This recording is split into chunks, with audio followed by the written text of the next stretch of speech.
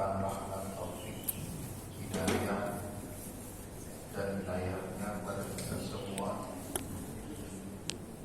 Salawat serta salam mudah-mudahan senantiasa tercurahkan kepada kita Nabi kita Muhammad sallallahu alaihi wasallam serta istri, keluarga dan sahabat beliau. Alhamdulillah rabbil alamin. Pada pagi hari ini kita dapat bermujaah, dapat berilmu. Ya, kita tahu bahwa di dalam hadis Rasulullah SAW dikatakan man kharaja fi talabi ilmi bahwa fi sabilillah. Barang siapa yang keluar dari rumahnya untuk menuntut ilmu, maka dia berada di jalan.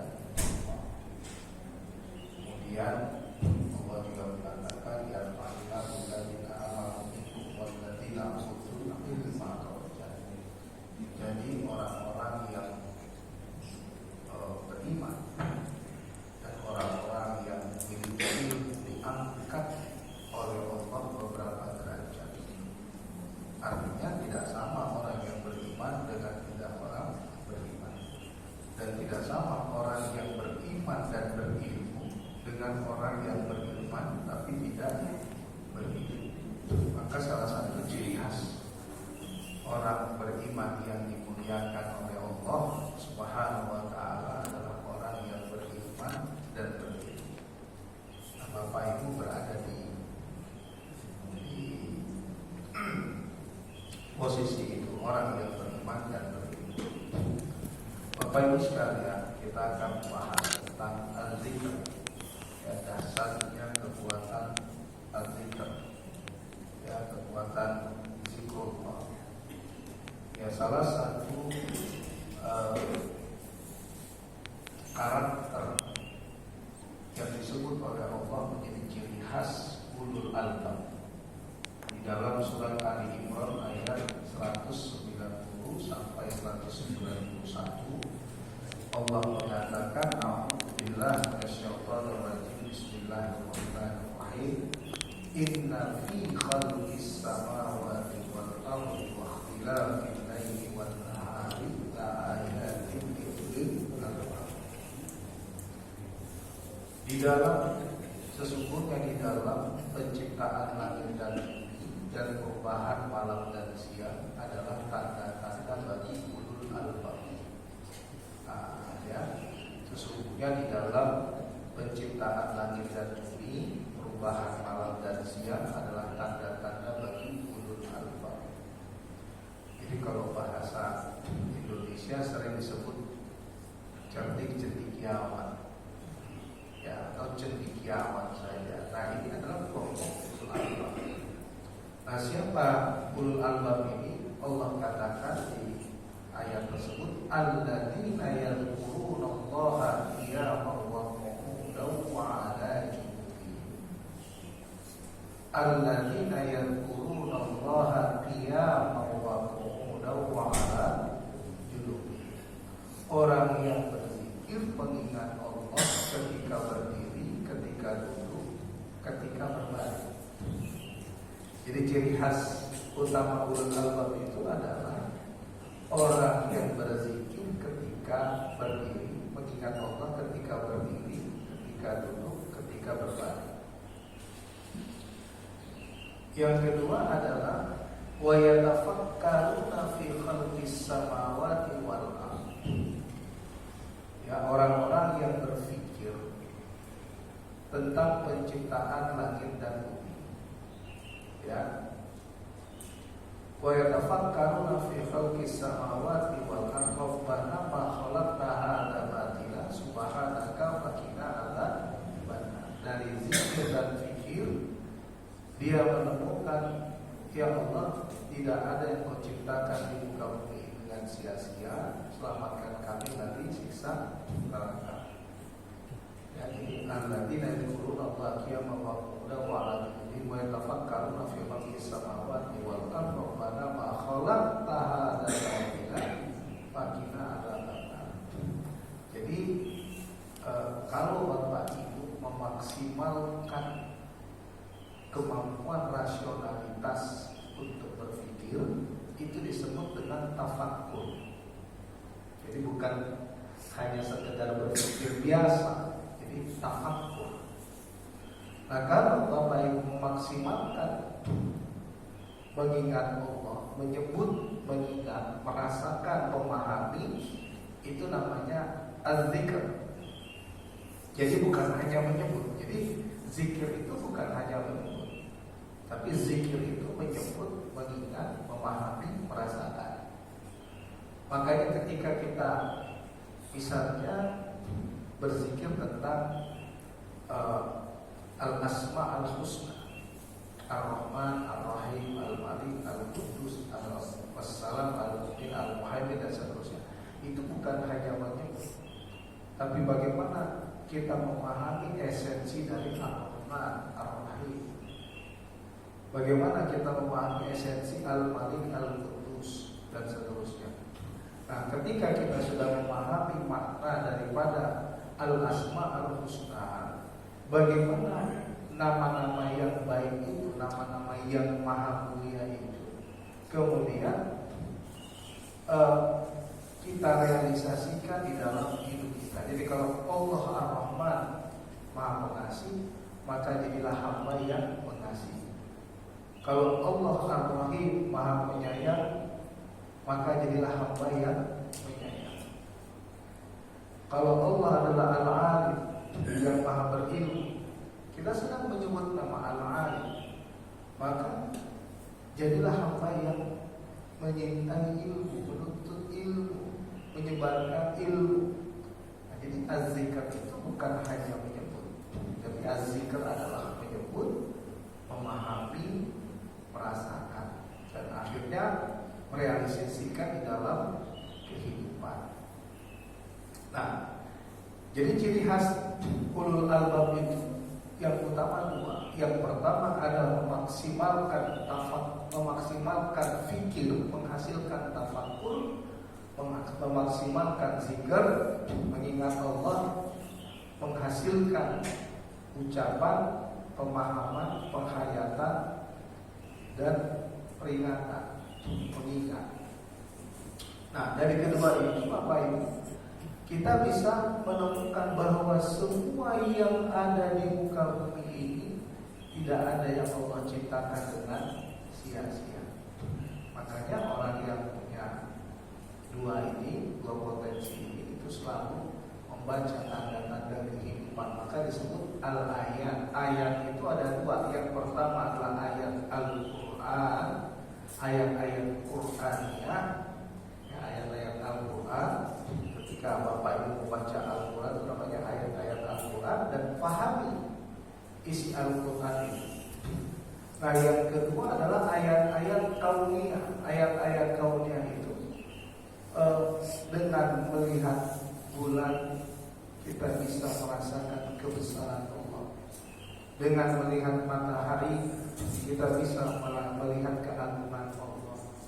Dengan melihat hujan, turunnya hujan, kita bisa merasakan kasih sayang Allah. Nah, itu seterusnya harus kita paham. Nah, ternyata kenapa Bapak Ibu harus punya dua kemampuan ini, kemampuan tafakkur dan az-zikr ini setiap waktu. Dalam konteks zikir kita tidak pernah lepas dari berdiri, duduk, berbaring. Kalau tidak berdiri maka duduk, kalau tidak duduk maka berbaring, kalau tidak berbaring maka berdiri. Artinya apa? Bahwa zikrullah itu setiap waktu. Bahwa zikrullah itu adalah setiap saat. Ya, karena apa?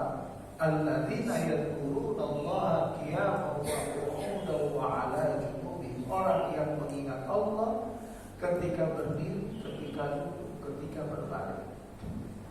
Nah, makanya sholat itu juga terkait. Ini juga ada mengatakan, ulama mengatakan terkait dengan sholat, bahwa sholat itu tidak bisa berdiri, tidak bisa duduk, tidak bisa berbaring. Kalau tidak bisa berdiri, kalau tidak bisa duduk, berbaring dan seterusnya. Nah, dalam menunaikan ibadah haji, ya, menunaikan ibadah haji. Di dalam Al-Quran Allah mengatakan al-hajju ashhurun ma'lumat. Haji itu adalah pada bulan-bulan yang sudah ditetapkan oleh Allah. Al-hajju ashhurun ma'lumat. Faman farada fihinna al-hajja fala rafath wala fusuq wala jidala fil hajj.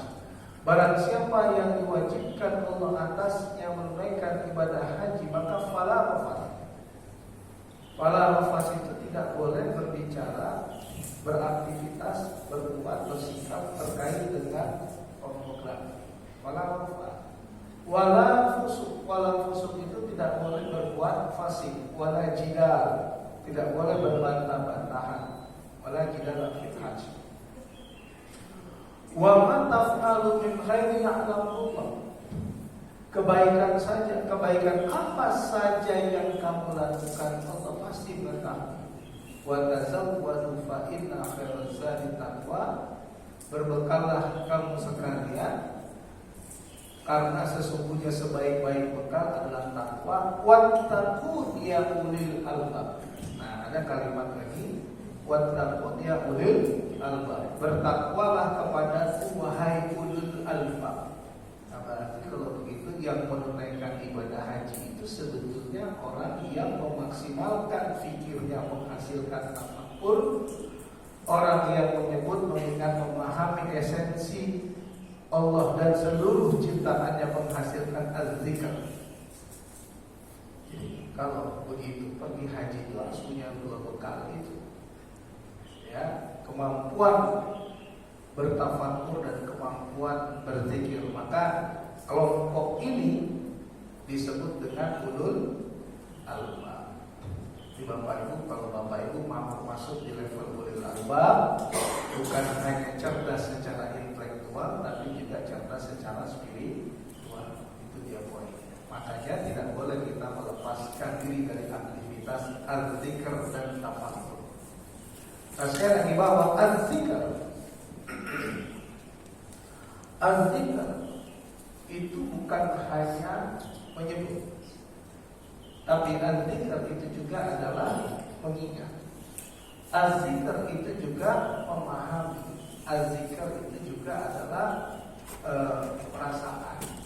Ya, itu yang disebut dengan az-zikr. Nah, kalau kita memahami az-zikr ini Bapak Ibu, maka ketika kita berzikir setelah sholat misalnya, subhanallah, subhanallah, subhanallah, atau alhamdulillah, alhamdulillah, alhamdulillah, Allah akbar, Allah akbar, Allah akbar. Sebetulnya zikir ini bisa menghasilkan energi. Zikir ini bisa menghasilkan energi. Kalau zikir itu bukan hanya dipahami sebagai penyebut, tapi juga az-zikr sebagai mengingat, merasakan, memahami. Maka zikir seperti ini dikatakan oleh Allah Subhanahu wa taala, alladzina amanu wa tatma'innu qulubuhum bi dzikrillah, ala bi dzikrillah tatma'innul qulub. Surat Al-Ra'd ayat 28. Orang-orang beriman akan tentram hatinya dengan mengingat Allah. Orang-orang beriman akan tentram hatinya dengan mengingat Allah. Ingatlah, hanya dengan mengingat Allah menjadikan hati tenang, menjadikan hati tentram. Ini Al-Quran pasti. Jadi kalau ada yang berzikir tidak menghasilkan ketenangan, bisa jadi ada yang salah dengan cara berzikirnya. Dan Al-Quran pasti, Allah pasti. Saya sudah berzikir tapi hati saya belum tenang. Mungkin ada yang salah dengan cara berzikir. Atau dia baru hanya berzikir dengan cara menyebut.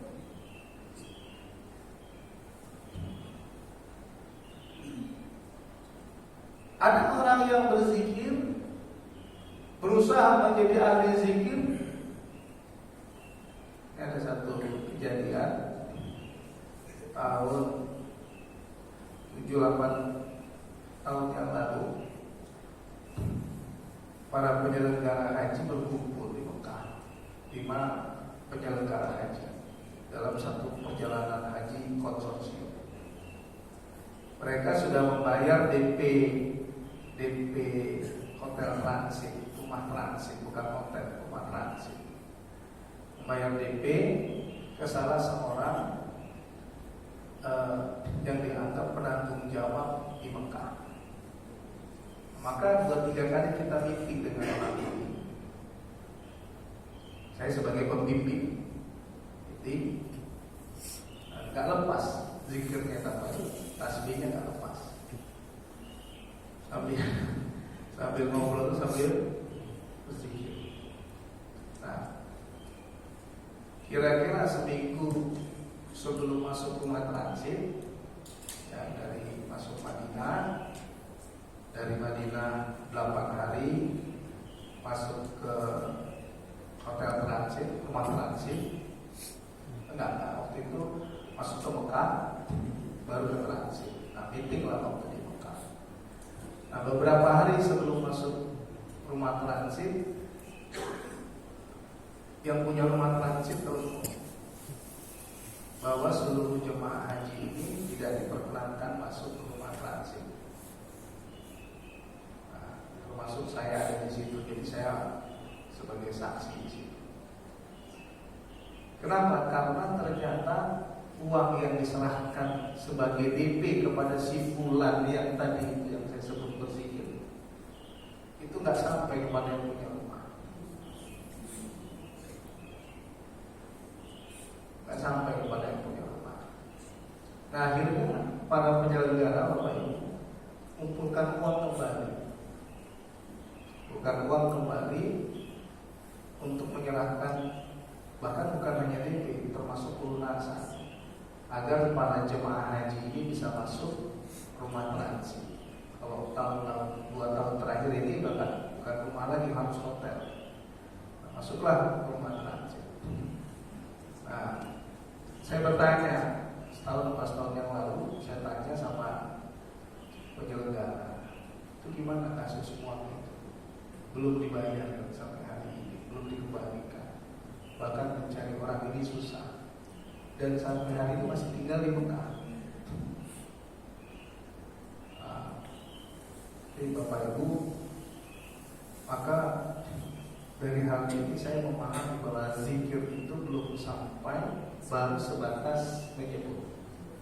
Nah, Bapak Ibu bisa ambil kesimpulan sebetulnya bahwa zikir dia itu baru sebatas menyebut, belum sampai kepada mengingat, memahami, merasakan.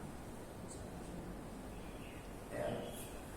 Di Al-Quran disebutkan aqimis sholata lidzikri, tegakkanlah sholat untuk mengingatku.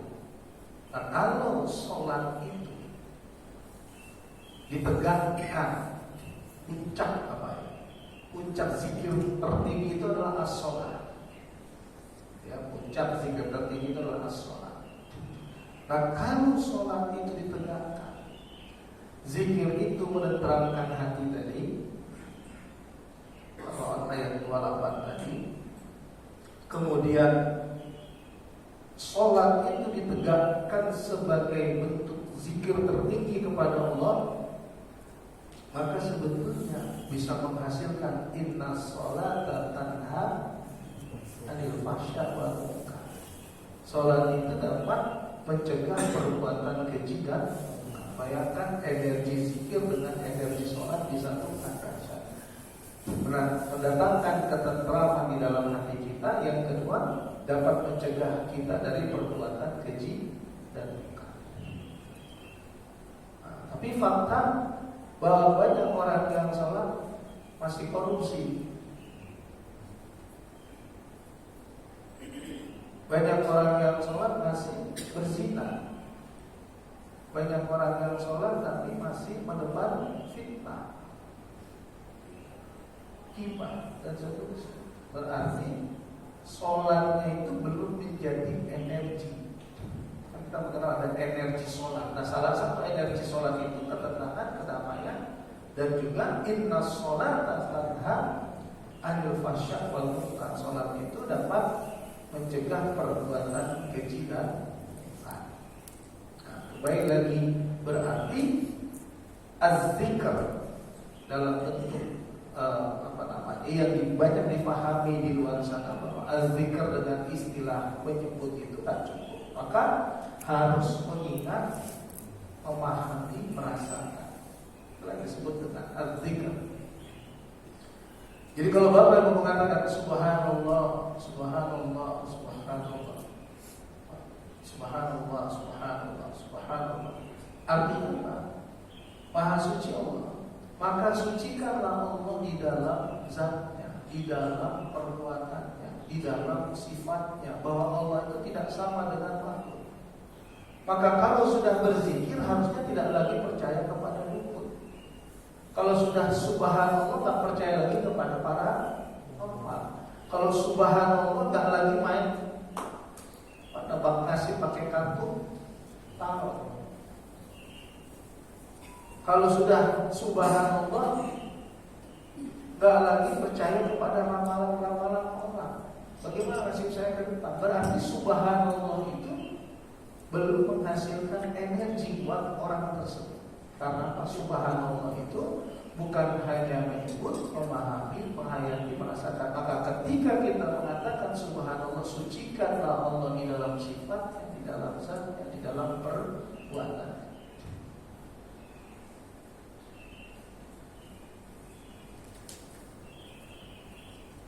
Kalau bukan karena saya, kamu tak akan sukses. Karena tidak paham esensi daripada subhanallah. Sama dengan kalimat zikir yang kedua, alhamdulillah. Ketika kita mengatakan alhamdulillah, alhamdulillah, alhamdulillah, dan ini juga harus betul-betul diucapkan dengan makhraj yang baik, dengan ucapan yang baik. Alhamdulillah, alhamdulillah, alhamdulillah, alhamdulillah, alhamdulillah, alhamdulillah, alhamdulillah, alhamdulillah. Alhamdulillah, alhamdulillah, alhamdulillah, alhamdulillah, alhamdulillah, alhamdulillah, alhamdulillah. Maka segala astana, pujian, keagungan, kemuliaan milik Allah. Alhamdulillah, ya Allah, segala puji bagimu atas nikmat sehat yang kau berikan kepada. Alhamdulillah yang kedua, ya Allah, segala puji bagimu bahwa sampai hari ini aku masih bisa menjalani hidup. Alhamdulillah ya Allah, segala puji bagimu, kau masih berikan aku dan keluargaku rezeki. Alhamdulillah segala puji bagimu, kau masih berikan kesempatan kepadaku untuk ibadah, sujud kepadamu. Alhamdulillah segala puji bagimu ya Allah, banyak orang-orang yang menyayangiku. Alhamdulillah ya Allah, segala puji bagimu ya Allah, aku masih bisa berkumpul sama keluargaku. Alhamdulillah, alhamdulillah. Ya, alhamdulillah, alhamdulillah, alhamdulillah, alhamdulillah, alhamdulillah. Karena zikir itu bukan hanya menyebut, tapi zikir itu menyebut, memahami, menghayati, dan merasakan. Begitu kita sebut Allahu Akbar, Bapak Ibu, Allahu Akbar, Allahu Akbar, Allah Maha Besar, maka kecilkan diri kita. Allah Maha Besar, muliakan Allah, hinakan diri kita. Allah Maha Besar, kuatkan Allah, lemahkan diri kita. Allahu Akbar, agungkan Allah, rendahkan diri kita. Jadi Allahu Akbar, Akbar. Maka sebetulnya kalimat akbar itu hanya disandarkan kepada Allah, karena Allah yang Maha Besar.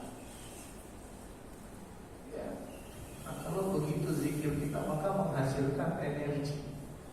Energinya apa? Ala bidzikrillahi tatma'innul qulub.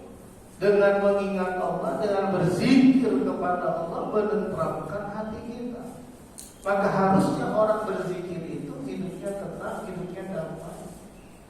Zikir yang tadi ya, bukan hanya menyebut tadi. Orang yang berzikir itu akan damai hatinya, akan tenang hidupnya. Orang berzikir itu akan mampu mengendalikan dirinya Dan orang yang berzikir itu akan selalu merasakan esensi dari apa yang dia sebutin. Jadi ketika tadi dia katakan Ar-Rahman, Maha Pengasih, ya, maka dia jadi hamba yang mengasihi. Ar-Rahim, Maha Penyayang, maka dia menjadi hamba yang menyayangi, dan seterusnya. Nah, Bapak Ibu sekalian yang dimuliakan oleh Allah Subhanahu wa taala, di dalam Al-Quran, ya, di surat Al-Ahzab ayat 35, Allah mengatur surat 33, surat 33 ayat 35. Innal muslimina wal muslimat wal mu'minina wal mu'minat wal qanitina wal qanitat was sadiqina was sadiqat was sabirina was sabirat wal khashi'ina wal khashi'at wal mutasaddiqina wal mutasaddiqat was sha'imina was sha'imat wal hafizina furujahum wal hafizat wal dzakirina Allaha katsiran wal dzakirat a'adda Allahu lahum maghfiratan wa ajran 'azima. Nah, disebut oleh Allah bahwa sesungguhnya muslim laki-laki dan muslim perempuan, mukmin laki-laki dan mukmin perempuan, orang yang taat laki-laki dan perempuan, orang yang jujur laki-laki dan perempuan, orang yang bersabar laki-laki dan perempuan, orang yang khusyuk hatinya laki-laki dan perempuan, orang yang bersedekah laki-laki dan perempuan, orang yang berpuasa laki-laki dan perempuan, orang yang memelihara kemaluannya laki-laki dan perempuan, wadzakirina Allaha katsiran wadzakirah, ya, laki-laki dan perempuan yang banyak mengingat Allah, menyebut, mengingat, memahami, merasakan. Jadi bukan hanya menyebut, mengingat, memahami, merasakan. Mengingat siapa? Mengingat Allah. Jadi masuk ke dalam golongan yang a'addallahu lahum maghfiratan wa ajran 'azima. Jadi manfaat zikir, dahsyatnya zikir, ya, itu mendatangkan ampunan dari Allah dan mendatangkan pahala yang besar. Ya, makanya di dalam Al-Quran banyak sekali ayat-ayat yang memerintahkan kita untuk berzikir, mengingat Allah. Ya, dari surat Al-Ahzab ayat 35 tadi disebutkan bahwa yang masuk ke dalam golongan hamba-hamba yang mendapatkan ampunan dari Allah dan mendapatkan pahala yang besar, salah satunya termasuk orang yang berzikir mengingat Allah. Makanya di dalam Al-Quran banyak ayat-ayat yang memerintahkan kita untuk berzikir mengingat Allah. Termasuk nanti di dalam beberapa hadis Rasulullah SAW. Di dalam surat Al-Ankabut yang dikatakan ayat 45, waladzikrullahi akbar, ya, bahwa mengingat Allah adalah lebih besar keutamaan dari ibadah-ibadah yang lain. Maksudnya az-zikr di situ, mengingat Allah di situ as-shalah. As-shalah. Makanya di ayat yang lain Allah katakan aqimis sholata lidzikri, tegakkanlah salat untuk mengingat. Maka salat itu kenapa Allah katakan az-zikr? Kenapa as-shalah disebut juga az-zikr? Karena dalam sholat itu betul-betul harus kita mengingat, mengucap, mengingat, memahami, merasakan kehadiran Allah. Baru dia bisa menghasilkan energi. Jadi Bapak Ibu, as-sholat disebut juga dengan az-zikr. Ya, berarti Jadi kalau kita sholat, betul-betul maksimalkan sholat kita itu dalam bentuk sebagai zikir tertinggi. Makanya waktu kita belajar tentang sholat khusyuk, Bapak Ibu bisa kembali memetakan itu. Bagaimana dahsyatnya sholat memberikan pengaruh terhadap kehidupan kita, terhadap pembentukan karakter kita, terhadap hubungan kedekatan hubungan kita dengan Allah. Di surat Al-Baqarah ayat 152 Allah mengatakan fadhkuruni adzkurkum washkuruni wala takfurun. Fadhkuruni adzkurkum washkuruni wala takfurun. Kalau kita ingin diingat oleh Allah setiap waktu, maka ingatlah Allah setiap waktu. Kalau kita ingat kepada Allah, maka Allah ingat kepada kita. Kalau kita tidak mengingat Allah, kalau kita lalai kepada Allah, Allah pasti mengabaikan kita. Jadi jangan disamakan kalimatnya. Kalau kita lalai kepada Allah, maka Allah lalai kepada kita. Allah tidak punya sifat lalai. Allah tidak punya sifat lalai. Jadi kalau kita ingat kepada Allah, maka Allah pasti mengingat kita. Tapi kalau kita lalai kepada Allah, kita lupa kepada Allah, Allah pasti mengabaikan kita, meninggalkan kita. Tidak ada Allah melupakan kita, Allah lalai kepada kita. Sifat lalai itu sifat manusia.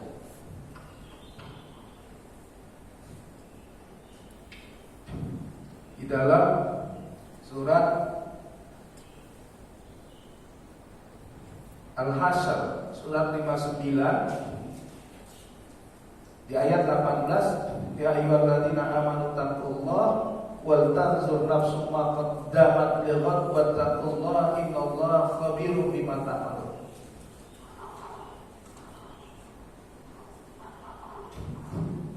Di ayat 19, wala takunu kalladzina nasullaha fa'ansahum anfusahum ulaika humul fasiqun. Nah, itu. Jangan kamu menjadi orang-orang yang melupakan Allah. Bapak Ibu, jangan menjadi orang-orang yang melupakan Allah. Allah jadikan mereka lupa kepada diri mereka sendiri. Jadi kalau seseorang melupakan Allah, Allah abaikan dia. Artinya kalau Allah abaikan, Allah tinggalkan, dia bisa lupa sama dirinya sendiri. Banyak kan orang yang lupa sama diri sendiri. Waktu dia jadi rakyat, dia ceritakan tentang tuh menteri, ya Allah, kok bisa jadi koruptor? Gak pernah dia berpikir hidup untuk rakyat. Apa nggak takut dia sama hukuman untuk koruptor? Waktu dia jadi rakyat, dia ceritakan tentang kok manusia ini gak punya rasa takut, dia korupsi. Begitu dia jadi menteri, dia korupsi. Nah itu kenapa? Karena dia dilupakan Allah kepada dirinya. Surat 59 ayat 19. Ya, dia lupa kepada dirinya. Jadi kalau Bapak Ibu tidak mau ditinggalkan oleh Allah, dijadikan oleh Allah kita lupa kepada diri kita sendiri, maka perbanyak zikrullah. Karena ayatnya begitu bunyinya, wala takunu kalladzina nasullah fa'ansahum anfusahum. Jangan kamu seperti orang-orang yang melupakan Allah. Allah jadikan mereka lupa kepada diri mereka sendiri. Jadi orang tidak mau berzikir, enggan berzikir, kurang berzikir, kemudian dia dilupakan Allah kepada dirinya sendiri, dia bisa jadi orang fasik. Ulaika humul fasiqun. Ya, ulaika humul fasiqun. Maka kembali lagi Allah perintahkan kepada kita fadhkuruni adzkurkum washkuruli wa la takfurun. Ya. Ingatlah kepadaku maka aku akan ingat kepadamu. Washkuruli wa la takfurun, dan bersyukurlah kepadaku, jangan ingkar atas nikmat-nikmatku. Dua perintah. Pertama perintah zikir, yang kedua perintah syukur. Kalau tadi pertama perintah zikir, yang kedua perintah tafakur atau perintah tafakur dan perintah zikir. Kalau ini perintah zikir dan perintah syukur. Begitu Bapak Ibu berzikir mengingat Allah, berarti Bapak Ibu bukan menyebut saja tadi, menyebut, mengingat, merasakan kebesaran, keagungan, kemuliaan, kasih sayang, cinta, kedermawanan dan seterusnya yang dimiliki Allah Subhanahu wa taala. Maka kalau begitu dengan zikir menghasilkan rasa syukur. Dulu kita siapa? Sekolah di mana?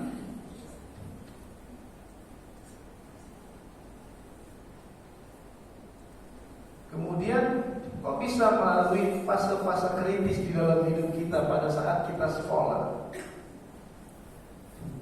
Kalau saya masih ingat dulu di Medan tahun 74, sekolah naik gerobak sapi, di belakangnya makanan itu apa, alang-alang, duduk di atas itu sampai sekolah gatel. Tahun 74. Tahun 74 ayah saya meninggal. Saya lanjutkan sekolah ke bapak saya di Jakarta. Jakarta tahun 74. Kemudian saya ke Gontor. Tapi itu saya melalui fase-fase yang saya merasa ayah sudah meninggal, ibu saya jauh. Nah itu fase-fase. Tapi semua bisa saya lalui. Bukan karena saya mampu, bukan karena saya hebat, karena Allah yang memampukan saya. Nah kemudian Bapak Ibu bisa di titik sekarang ini bukan karena Bapak Ibu hebat, bukan karena Bapak Ibu orang pintar, tapi Allah yang memintarkan Bapak Ibu, Allah yang menghebatkan Bapak Ibu. Bukan karena Bapak Ibu mulia, tapi Allah yang memuliakan Bapak Ibu.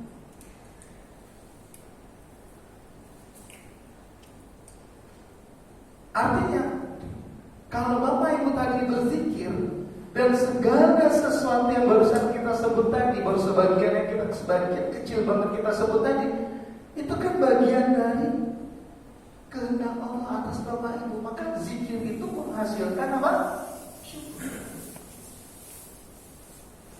Kau ingat kepadaku, maka aku akan ingat kepadamu. Jika hamba-hambaku mengingat aku di dalam hatinya, aku pasti mengingat dia di dalam hatiku. Kan gitu. Jika hambaku mengingat aku di halayak ramai, maka aku akan mengingatnya di halayak ramai yang lebih baik. Jika hambaku mendekat kepadaku sejengkal, aku mendekat kepadanya sehasta. Jika hambaku mendekat kepadaku sehasta, aku akan mendekat kepadanya sedepan. Jika hambaku datang kepadaku dengan berjalan, maka aku akan datang menghampirinya dengan berlari. Wa nahnu aqrabu ilaihi min hablil warid. Karena apa? Karena aku lebih dekat dari urat lehernya, urat nadinya. Jadi makanya jangan sungkan berdoa. Karena Allah lebih dekat dari urat nadi kita. Ya. Oke, kalau mau dikabulkan doa itu perbanyak zikir. Ya. Dan pada saat kalau ingin dikabulkan doa, perbanyak zikir. Jalankan perintah Allah, jauhi larangan Allah. Kalau ingin dikabulkan doa, ya, Perbanyak zikir. Jalankan perintah Allah, jauhi larangan Allah. Berjalan di muka bumi ini dengan rendah diri dan rendah hati di hadapan Allah. Kalau rendah diri nggak boleh di hadapan manusia, karena semua manusia sama. Rendah diri itu apa Bapak Ibu? Minder. Nah, kalau kepada bapak-bapak saya nggak boleh rendah diri, bapak-bapak nggak boleh rendah diri ke saya, karena kita sama di hadapan Allah. Kita harus rendah hati, nggak boleh sombong. Tapi kalau kepada Allah rendah diri dan rendah hati. Nah, syarat doa dijawab oleh Allah, falyastajibu li wal yu'minu bi. Hendaklah menjalankan perintahku, menjauhi laranganku, dan beriman kepada, yakin kepada Allah bahwa segala keputusan insya Allah adalah keputusan terbaik dari Allah. Sekalipun kadang-kadang, bukan kadang, sering, kadang-kadang, ya sering keputusan itu membuat kita terluka misalnya. Tapi di balik luka kita itu ada hikmah yang diberikan Allah kepada kita. Nah, itu kalau zikirnya kuat sampai kita bisa memahami hikmah di balik sebuah peristiwa, sekalipun peristiwa itu melukai kita. Ya. Nanti bulan depan ingetin saya, kita bicara tentang syukur. Tapi Bapak Ibu bawa HP ya, bawa HP dan gak usah masukin ke ke YouTube, karena saya akan jalan bergerak. Bulan depan mungkin Bu Mary atau Pak Rizky ingetin saya tentang syukur. Bawa tisu juga kalau bisa.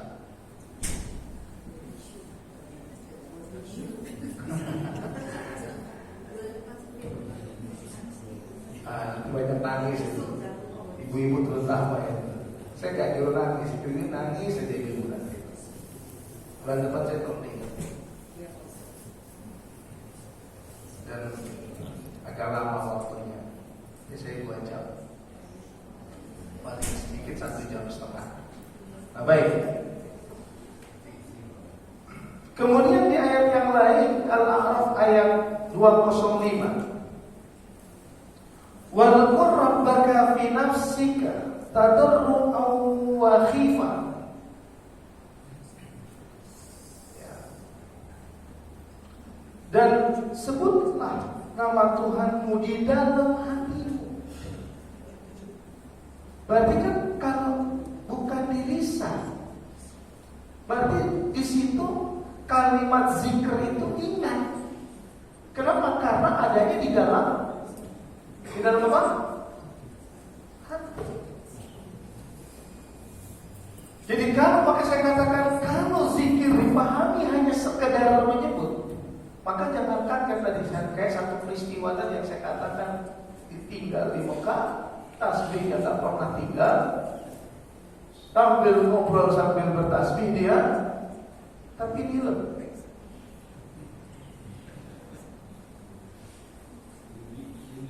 Saya ketemu sama penyelenggara kemarin ini, saya tanya, masih belum bayar.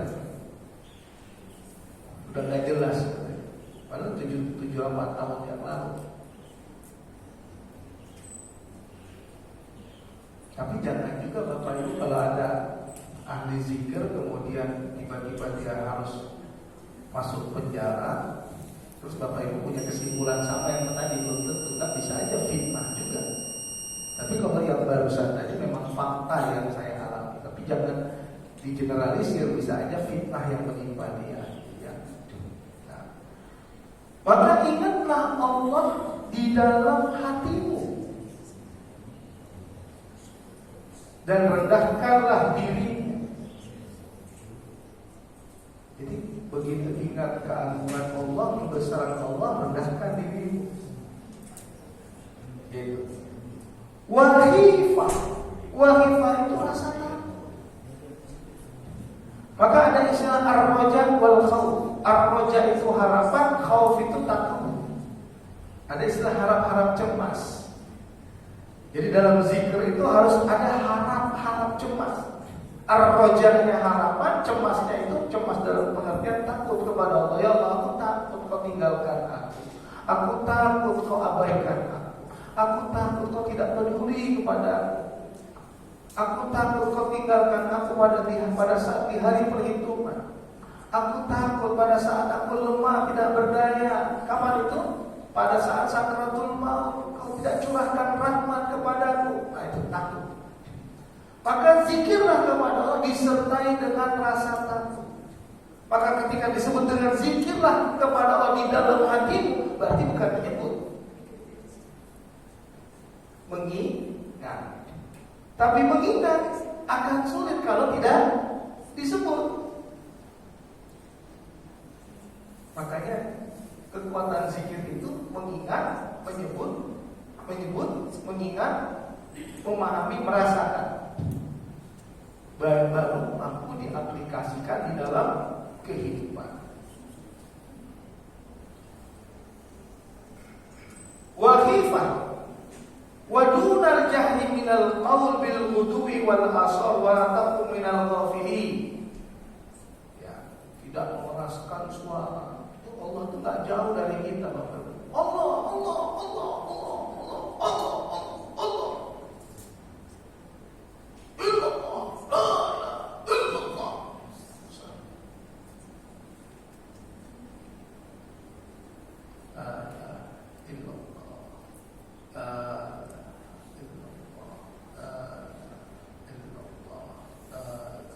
illallah. Tidak ada. Jadi kalau seperti tadi itu pemahamannya belum tentu dapat. Tapi tidak ada Tuhan yang aku sembah kecuali Allah. Tidak ada Tuhan tempat berharap aku kecuali Allah. Tidak ada Tuhan yang bisa membahagiakan aku kecuali Allah. Tidak ada Tuhan tempat aku bersandar kecuali hanya Allah. Sampai merasa. Jadi jangan cuma disebut, tapi harus dipahami, dihayati, diamalkan. Wala takum minal ghafilin, jangan kamu menjadi orang-orang yang lalai. Ya, jangan sampai menjadi orang yang lalai. Wala takum minal ghafilin. Nah, masih bisa 5 menit?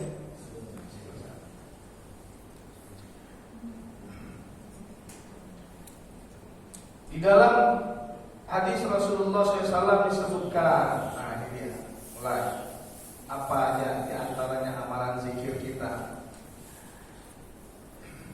Qala Rasulullah SAW, kalimatani khafifatani 'alal lisan. 2 kalimat ya yang sangat ringan disebutkan. Thaqilatani fil mizan.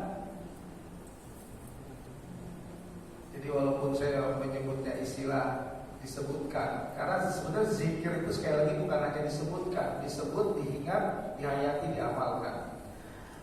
Thaqilatani fil mizan, sangat berat timbangannya. Habibatani ilar rahman, sangat disukai oleh Allah. Ya. 2 kalimat yang sangat ringan diucapkan, yang berat di dalam timbangan, paling disukai oleh Allah. Subhanallah wa bihamdi, subhanallahil.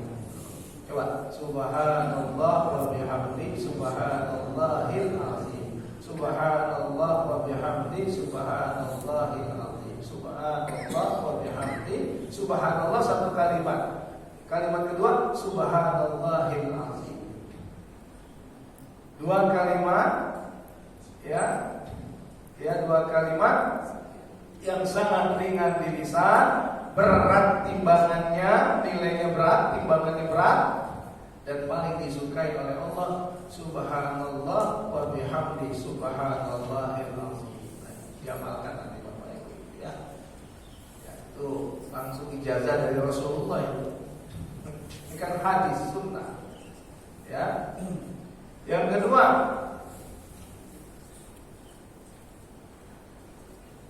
Allah Rasulullah SAW, ya, Rasulullah SAW berkata, Subhanallah walhamdulillah wa la ilaha illallah wallahu akbar.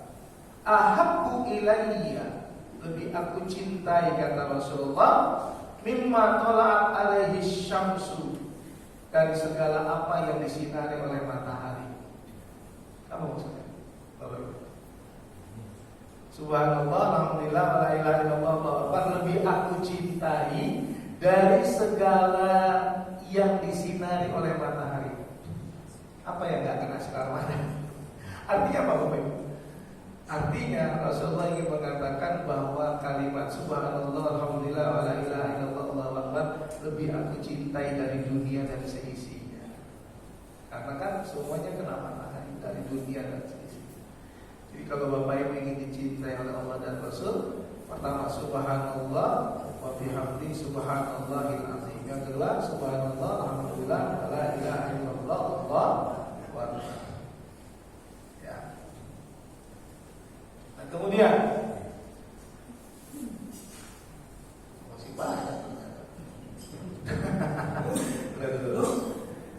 Nanti setelah bulan depan nyambung lagi ke zikir. Nah, bulan depan kita syukur dulu ya.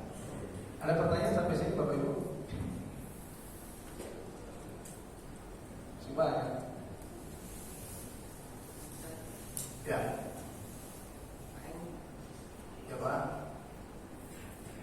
Kirim WhatsApp sama Allah boleh.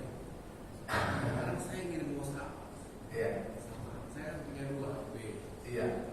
Saya HP satu, saya WhatsApp. WhatsApp ya Allah, terima kasih. Semoga Allah selalu melindungiku. Saya kirim WhatsApp. Itu tiba. Kirim WhatsApp. Pak, Bapak berdoa kepada Allah itu bisa direct, itu lebih dahsyat. Cuma mungkin WhatsApp itu kan sebetulnya tulisan. Bahasa saya ini, surat cintaku kepadamu ya Allah. Gak usah pakai WhatsApp lah, anggaplah ini belum zamannya WhatsApp gitu ya. Surat cintaku kepadamu ya Allah. Ya Allah, Kau maha tahu betapa lemahnya aku, betapa tidak kuatnya aku ya Allah. Kalau bukan karena kekuatan darimu, aku bukanlah siapa-siapa ya Allah. Ya Allah, berikan aku kekuatan di saat aku lemah. Bimbing aku dengan hidayah-Mu di saat aku dalam keadaan tersesat. Tunjukkan aku jalan kebenaran dan kemuliaan itu ya Allah. Ya Allah, betapa banyak kesulitan yang aku hadapi. Lagi-lagi aku lemah. Berikan aku kemudahan di tengah aku menghadapi kesulitan ya Allah. Angkat derajatku ya Allah di saat semua orang memandang aku hina ya Allah. Ya Allah, aku semakin tua, semakin lemah ya Allah. Kalau bukan karena kekuatan yang Kau berikan kepadaku, aku lagi-lagi lemah ya Allah. Berikan aku kekuatan ya Allah di setiap waktu hidupku ya Allah. Ya Allah, umur ini akan berakhir ya Allah. Terlalu banyak yang Kau berikan kepadaku ya Allah, tidak sebanding dengan apa yang aku lakukan kepadamu ya Allah.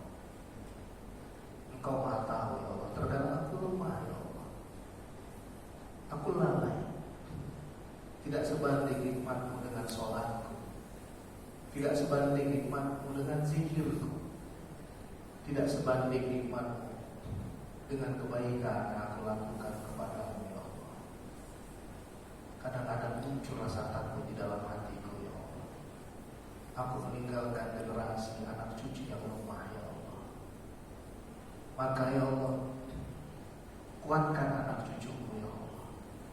Jangan ada anak cucuku yang menjadi murtad ya Allah. Jangan ada anak cucuku yang menjadi musyrik dan kafir. Genggam hati, jiwa, pikiran mereka ya Allah, agar mereka menjadi anak cucu keturunan yang soleh dan soleha, yang sejuk dipandang mata, menjadi pemimpin bagi orang bertakwa. Karena aku, kalau Engkau izinkan aku masuk ke dalam surga, aku ingin masuk ke dalam surga bersama anak cucu dan keluarga ya Allah. Nah, seterusnya Pak. Itu kan ditulis untuk apa? Bukan konteksnya. Kalau dalam konteks Pak yang tadi WA, terus kan bukan konteksnya bahwa itu bahasa sebetulnya bahwa ya Allah membalas WA saya kan nggak begitu kan? Tapi kan sebetulnya doa yang kita tulis, baik dalam bentuk WA atau dalam bentuk kertas, intinya agar kita bisa ulang-ulang membacanya kan itu. Boleh, ya boleh saja. Tapi secara rasional kan bukan berarti. Secara gini, kalau kita masuk bicara di level mana kita berbicara, di level ini pasti Bapak Ibu paham yang dimaksud beliau gitu. Tapi kalau di level awam, Bapak sesat. Intinya doa. Kemudian kalau kita jabarkan dalam bentuk tulisan agar kita bisa ulang-ulang kan gitu kan. Saya mau cerita sedikit. Tambah lagi 5 menit deh. Saya mau cerita sedikit. Saya haji itu tahun 2000.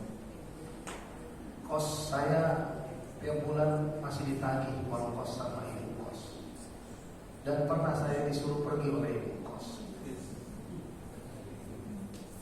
Disuruh pindah oleh ibu kos. Padahal pada tahun 2000 itu 99 ke 2000 itu saya mau nangis kalau cerita itu. Masa-masa perjuangan yang berat buat saya, ambil S3. Saya untuk dapatkan ilmu yang saya amalkan ini, air mata saya banyak tumpah dalam sujud-sujud malam saya, dalam duha saya. Bayangan masa depan itu belum terlihat oleh saya. Tahun 95 sampai 2000, 95 ke 2000 itu S2, S3. Tapi 2000 belum, baru teori, belum selesai disertasinya. Nah, saya diusir oleh ibu kos. Tapi sampai sekarang saya lagi cari ibu kos itu di mana. Pengen saya datangi, pengen ucapin terima kasih. Karena kalau tidak ada, itu tidak ada perjuangan. Jadi uang kos, living cost dari pemerintah waktu saya beasiswa itu murah. Maka saya sering utang di warteg. Wartegnya sebelah kos saya, kos kedua setelah saya pindah. Andian, mohon maaf, saya mau kamar mau dipakai oleh anak saya. Besok-besok saya cari-cari, anak saya terlihat nggak dipakai-pakai itu kamar. Berarti saya diusir. Nah saya makan di warteg. Akhirnya dapat beasiswa pagi, beasiswa 1 bulan pagi, dan tanggal 30 dapat beasiswa, lunasi utang di warteg, 30 malamnya buat lebaran baru lagi di warteg itu. Sama 1 bulan telah perjuangan saya. Nah di tahun 2000 ini saya mau cerita dahsyatnya keajaib, ke dahsyatan Allah luar biasa. Di tahun 2000 itu saya sholat isya. Bulan saya lupa, setelah sholat isya saya telepon orang yang baru saya kenal. Saya pergi ke wartel. Tahun itu masih wartel nanti. Saya tanya apa kabar dan seterusnya. Terus dia tanya saya, apa kabar? Nanti ya, baik Bu, baik Pak. Lagi ngapain kamu? Saya tadi di kos sholat isya. Waktu sedang sholat isya, saya melihat Ka'bah. Tapi saya merinding. Kenapa? Karena ada sesuatu benda yang jatuh dari atas. Ini plafon kayak gini kan nggak lubang, saya bilang nggak ada lubang, jatuh ke kepala saya. Terus saya cari benda itu apa? Nah, secara kos itu pada saat itu libur, jadi nggak ada orang. Kata orang kos-kosan saya spooky, kamar-kamar begitu spooky. Tapi saya nggak ada kaitan sama kehororan, nggak ada. Cuman saya keluar, saya telepon ibu sekarang. Oh iya, saya ibu lagi ngapain? Saya lagi nonton TV aja. Saya rindu terus sama tanah suci. Oh iya, beberapa waktu yang lalu saya sama bapak. Ini orang baru saya kenal 3 bulan. Saya dengan bapak diskusi tentang kamu. Maksudnya kita berniat menghajikan kamu. Ini baru terusir dari kos, baru pindah dari satu kos.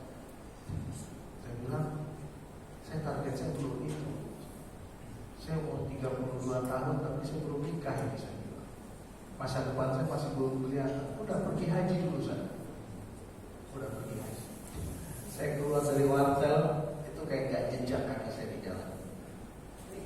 Karena orang yang baru saya kenal 3 bulan, paling baru ketemu 2 kali. Selama 3 bulan itu baru ketemu 2 kali. Kenapa tiba-tiba dia pilih saya pergi haji? Maka siapa pembimbing saya? Pak Najamuddin, Ustaz Najamuddin pembimbing haji saya. Jadi pembimbing haji saya. Nah, saya berdoa di Arafah. Doa saya mungkin 50 halaman. Mungkin kalau ditulis mungkin 50 halaman. Apa doa saya? Ya Allah, ampuni dosa saya, sehatkan saya. Saya kepengen kesini nanti ya Allah. Ini orang susah. Ini saya cerita, kenapa saya harus cerita tadi terusir segala macam? Saya mau cerita sama Bapak Ibu. Doa itu harus keluar dari otak box. Jangan, saya kan susah. Bagaimana doa saya dikabulkan dengan doa-doa yang nggak masuk akal? Nah, nggak boleh. Nah, doa saya nggak masuk akal menurut saya. Apa itu? Ya Allah, saya pengen kesini ya Allah nanti bersama istri saya. Ya Allah. Saya pengen kesini nanti bersama anak-anak saya. Saya pengen kesini bersama ibu saya, haji bersama ibu saya. Saya pengen kesini setiap tahun ya Allah. Kan kalau orang dengar aku mimpi doa gitu. Saya berdoa. Jadi kalau saya berdoa 50 halaman, ternyata dari tahun 2000 sampai 2023 Allah memberikan saya ribuan halaman. Padahal yang saya minta cuma 50 halaman. Jadi benar, pergi umroh, pergi haji, bawa jemaah, bawa orang tua, bawa anak, bawa istri. Wah, semua diberikan oleh Allah. Jadi kalau sudah dekat tadi pertanyaan ini terkait dengan pertanyaan itu. Jadi kalau sudah dekat dengan Allah, kadang-kadang bilang ini di dalam hati ini. Misalnya ya Pak Ali, Pak Ali ini apa kabar ya? Udah lama nggak kontak. Tiba-tiba 10 menit kemudian kontak tuh Pak Ali itu. Ustaz apa kabar? Ya Allah, Pak baru saya ingat Bapak, barusan saya ingat Bapak. Nah pertanyaan saya, ada nggak sesuatu yang terjadi secara kebetulan? Nggak ada. Karena pada saat kita udah telepon, pada saat itu Allah yang menghubungkan langsung hati ketemu hati. Saya pernah lihat Ka'bah di TV itu, saya lihat Ka'bah. Oh, udah lama banget gak umroh, hampir setahun gak umroh. Tiba-tiba seorang penyelenggara telepon saya, Ustaz, pergi umroh yuk katanya. Oh, ayo. Ya Allah, barusan saya bilang nonton TV ini. Saya kepikiran kok udah lama gak pergi umroh. Antum aja saya umroh. Ya Ustaz, berangkat umrohnya kita yuk, bawa keluarga. Gimana cara bawa keluarga? Udah Ustaz, waktu anak Ustaz lahir saya kan janji pengen ngasih anak Ustaz umroh hadiahnya, kadonya. Oke, 1 saya bilang. Terus yang kedua Ustaz kan pembimbing katanya. 2 kan? Ustaz berapa? Berlima. Ya, oke, kedua. Yang ketiga katanya istri gratis, sudahlah. 3. Yang 2 kan 5 saya bilang. Saya diskusi sama dia. Tiba-tiba dia ajak keluarga. Udah yang 2 setengah-setengah aja bayarnya Ustaz. Berangkat saya berlima, nangis saya depan Ka'bah. Saya bilang, ya Allah, saya ajak anak saya dulu Ka'bah. Yuk ikutin ayah. Ya Allah, terima kasih segala macam. Dulu ayah pernah berdoa di sini, bisa membawa anak istrinya. Hari ini ayah kami membawa kami. Ya Allah. Wah, Bapak. Jadi kuncinya bukan di sini Pak, atau di kunci hati.